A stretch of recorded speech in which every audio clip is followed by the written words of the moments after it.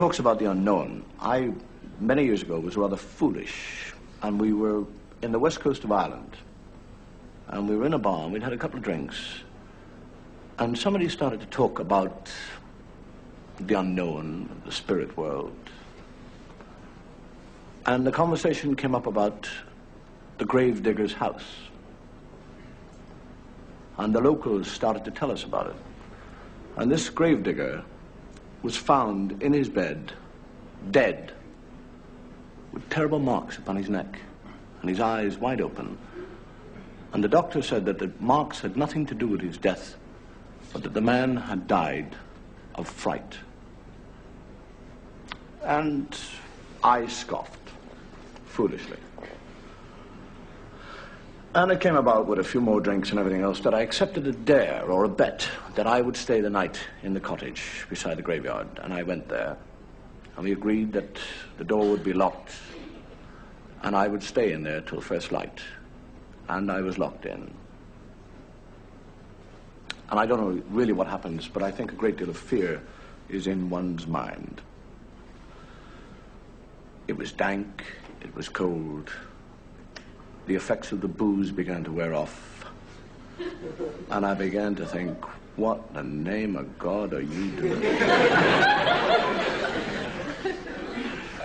And I felt, I don't know what it was an instinct, it was something stronger than me, pulled me towards this bed where this man had died. And I was drawn, I fought against it, and I was drawn nearer and nearer to this bed.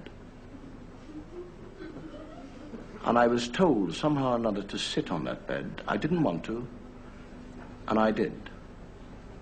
And an unnatural drowsiness came over me. And I became very sleepy. And I laid down, knowing full well that I shouldn't. And I went to sleep, a limbo sleep.